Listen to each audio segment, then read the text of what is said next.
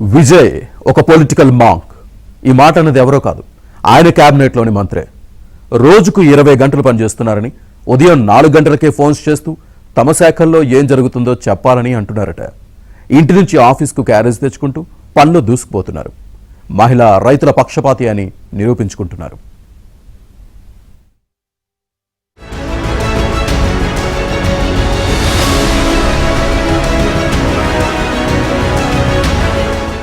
తమిళనాడు రాజకీయాల్లో సంచలనం సృష్టిస్తూ ముఖ్యమంత్రి పీఠాన్ని అధిరోహించిన విజయవంతంగా 100 రోజుల పాలనను పూర్తి చేసుకున్నారు.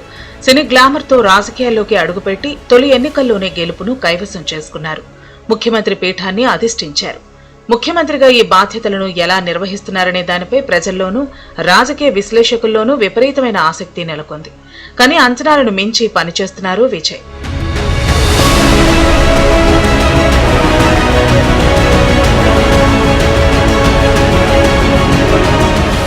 విజయ్ పరిపాలనా శైలి, పనితీరుపై మంత్రి ఆథవ్ అర్జున కీలక విషయాలను చెప్పారు. అసెంబ్లీలో పబ్లిక్ వర్క్స్ బిల్లును ప్రవేశపెట్టిన అనంతరం ఆయన మాట్లాడారు. విజయ్ పనితీరు, క్రమశిక్షణ తమను ఆశ్చర్యపరుస్తోందని కొనియాడారు. సాధారణంగా నటుల నుంచి రాజకీయ నాయకులుగా మారిన వారు నెమ్మదిగా పరిపాలనను అలవాటు చేసుకుంటారని, విజయ్ మాత్రం దీనికి భిన్నమని చెప్పారు. బాధ్యతలు స్వీకరించిన మొదటి రోజు నుంచే పూర్తిస్థాయి పాలకుడిగా మారిపోయారని చెప్పారు. విజయ్ ప్రస్తుతం రోజుకు సుమారు 18 నుంచి 20 గంటల పాటు అవిశ్రాంతిగా పనిచేస్తున్నారని, ప్రజాసేవలో తీరిక లేకుండా గడుపుతున్నారని వెల్లడించారు. విజయ్ దినచర్య ప్రతిరోజు తెల్లవారుజామున 4 గంటలకే ప్రారంభమవుతుందని చెప్పారు.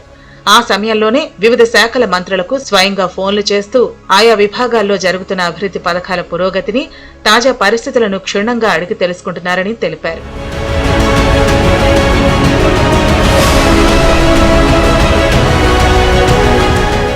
విజయ్ గురించి చెప్పటం కాదు, కానీ గెలిచిన తర్వాత ఎలాంటి అహంకారానికి తావివ్వలేదు విజయ్.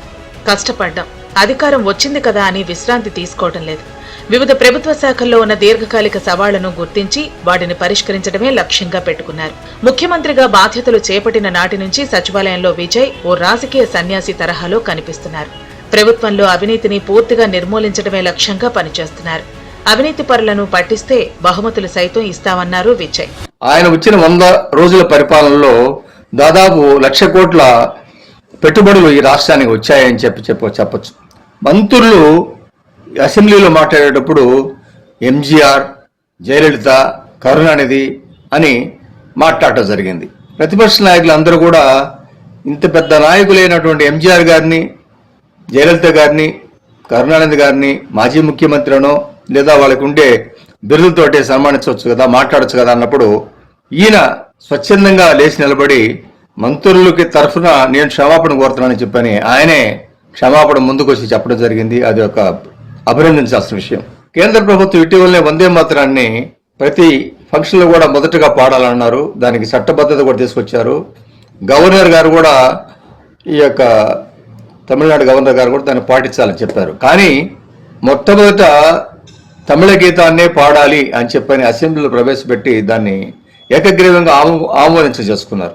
ప్రజలే ఈ రాష్ట్రానికి పాలకులు, కానీ మేం కాదు, మేము వాళ్ళ చేత ఎన్నుకోబడ్డ వాళ్ళని తప్ప మాకేం అధికారాలు మీరు ఇచ్చినవి కానీ దాన్ని మేము మిస్యూజ్ చేయము, ప్రజల యొక్క ఆమోదమైన పథకాలే మేము పెడతామని చెప్పని, ప్రజలే పాలకులు అని చెప్పని ఒక మంచి సూత్రాన్ని చెప్పాడు. అదేవిధంగా గత 4-5 దశాబ్దాల నుంచి తమిళనాడు రాష్ట్రానికి కావేరీ వాటర్ ఇవ్వకుండా ఇబ్బంది పెడుతున్నారట. విజయ్ కూడా కావేరీ ఇష్యూ మీద ఇంపార్టెన్స్ ఇచ్చి సుప్రీంకోర్టులో వేసి ఇటీవలే 2-3 రోజుల క్రితం కర్ణాటక నుంచి స్వచ్ఛందంగా కావేరీ వాటర్ని విడుదల చేయాలని చెప్పని సుప్రీంకోర్టు ఆర్డర్ ఇచ్చింది. ఇవన్నీ కూడా ఆయన సక్సెస్ అని చెప్పచ్చు.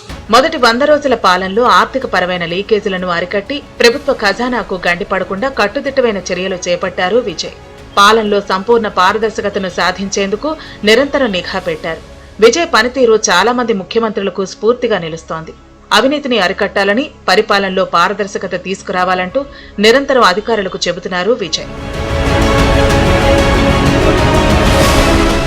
తమిళనాడులో జననాల రేటు విపరీతంగా పడిపోతోంది. దీన్ని పెంచేందుకు విజయ్ ప్రభుత్వం కీలక నిర్ణయం తీసుకుంది. 3వ బిడ్డ పుడితే నగదు ప్రోత్సాహకాలు ఇస్తామని ఏపీ సీఎం చంద్రబాబు ప్రకటించారు. ఇప్పుడు ఇదే బాటలో వెళుతున్నారు విజయ్. మూడో బిడ్డ పుట్టినప్పుడు ఇచ్చే ప్రసూతి సెలవును 12 వారాల నుంచి 365 రోజులకు అంటే ఒక ఏడాదికి పెంచారు. రాష్ట్రంలోని మహిళా ఉద్యోగులకు పెద్ద ఉపశమనం లభించింది. ఇప్పుడున్న నిబంధనల ప్రకారం 2 కంటే తక్కువ మంది పిల్లలు ఉన్న సాధారణ మహిళా ఉద్యోగులు మాత్రమే 365 రోజుల ప్రసూతి సెలవుకు అర్హులు. ఏపీ సీఎం చంద్రబాబు నాయుడు సైతం పిల్లలే సంపద అంటున్నారు. ఇప్పుడు ఇదే బాటలో వెళుతున్నారు విజయ్. ఏపీలో మూడో బిడ్డను కంటే 30,000, 4గో బిడ్డను కంటే 40,000 తల్లుల ఖాతాలో వేస్తామని ప్రకటించారు. మధ్యవర్తుల ప్రమేయం లేకుండా నేరుగా తల్లి ఖాతాల్లోనే డబ్బులు జమ అవుతాయని, కేవలం ఆర్థిక సాయం మాత్రమే కాకుండా వారి పోషకాహారం, చదువు బాధ్యతను కూడా ప్రభుత్వం తీసుకుంటుందని చంద్రబాబు చెప్పారు.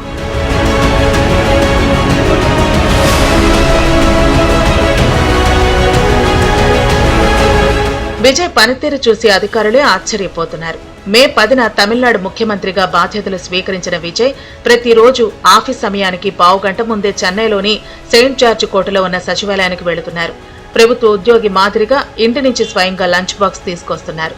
లంచ్ టైంలో కూడా ఆయన తన ఛాంబర్కే పరిమితమవుతూ భోజనం పూర్తయిన వెంటనే తిరిగి విధుల్లో నిమగ్నమవుతున్నారు. సీఎం స్థాయిలో ఉన్న వ్యక్తి ఇంత క్రమశిక్షణతో పనిచేయటం అధికార వర్గాల్లో కొత్త చర్చకు దారితీసింది.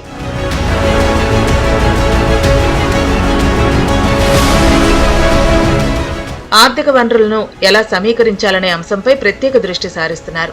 కీలక ఫైళ్లను స్వయంగా క్షుణ్ణంగా పరిశీలిస్తూ ఉన్నతాధికారులతో తరచూ సమీక్షా సమావేశాలు నిర్వహిస్తున్నారు. రాష్ట్ర పరిపాలనలో వేగం తీసుకురావడమే కాకుండా ప్రజలకు ఇచ్చిన హామీలను అమలు చేయాలనే దృఢ సంకల్పంతో విజయ్ ముందుకు సాగుతున్నారు. సినీ నటుడిగా కోట్లాది అభిమానులను సంపాదించిన విజయ్ ఇప్పుడు ముఖ్యమంత్రిగా కూడా తన ప్రత్యేకత చాటుకుంటున్నారు.